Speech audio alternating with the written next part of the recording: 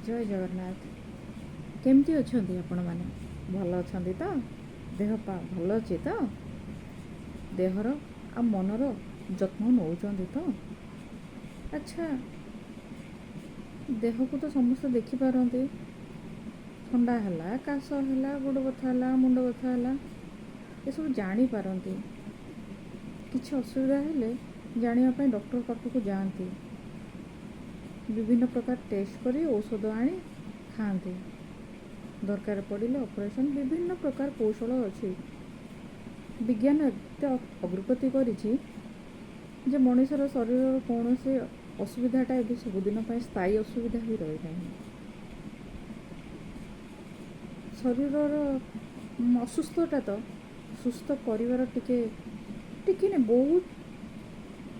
ବହୁତ ସୁବିଧା ଅଛି ଏବେ ସୁସ୍ଥ ହେବା ପାଇଁ। କିନ୍ତୁ ଆପଣ ଜାଣିଛନ୍ତି ଶାରୀରିକ ଅସୁସ୍ଥତା ବହୁତ କମ୍ ଥାଏ। ପ୍ରକୃତରେ ଆମର ମନର ଅସୁସ୍ଥତା ଯୋଗୁଁ ହିଁ ଶରୀର ଅସୁସ୍ଥ ହୁଏ। ଯଦି ଦେଖିବେ ଆପଣ ମନ ଯଦି ସୁସ୍ଥ ରହିବ, ଶରୀର ଖୁବ୍ କମ୍ ଅସୁସ୍ଥ ରହିବ। ମାନେ ମୁଁ କହିବାର ଅର୍ଥ ହେଉଛି, ମନ ଯଦି ସୁସ୍ଥ ରୁହେ ତେବେ ଶରୀରଟା ନିଶ୍ଚୟ ସୁସ୍ଥ ରହିବ। ତେଣୁକରି ମନର ଅଧିକ ଧ୍ୟାନ ରଖିବାକୁ ହୁଏ। ମନର ଧ୍ୟାନ ଆପଣ ରଖୁଛନ୍ତି? ହଁ, ମନର ଧ୍ୟାନ ରଖିବା ପାଇଁ, ମନକୁ ଭଲ ରଖିବା ପାଇଁ କେହି ପୂଜା ପାଠ କରନ୍ତି, କେହି ମନୋରଞ୍ଜନ କରନ୍ତି, କେହି ଭଲ ଜାଗାକୁ ବୁଲିବାକୁ ଯାଆନ୍ତି, କେହି ଭଲ ସାଙ୍ଗସାଥି ଗଢ଼ନ୍ତି, ମନର କଥା କହନ୍ତି, ଯେଉଁଥିରେ କି ମନ ସୁସ୍ଥ ରହେ। ସେ ଯେକୌଣସି ଉପାୟ ଆପଣ କରିପାରନ୍ତି, କିନ୍ତୁ ମନକୁ ସୁସ୍ଥ କରିବା ପାଇଁ ଚେଷ୍ଟା କରନ୍ତୁ। ମେଡ଼ିଟେସନ୍ କରିବାଟା ମଧ୍ୟ ମନକୁ ସୁସ୍ଥ ରଖିବାର ଏକ ଉପାୟ। ପ୍ରାର୍ଥନା କରିବା, ପୂଜା କରିବା, ଏଇଟା ମଧ୍ୟ ଗୋଟେ ଉପାୟ।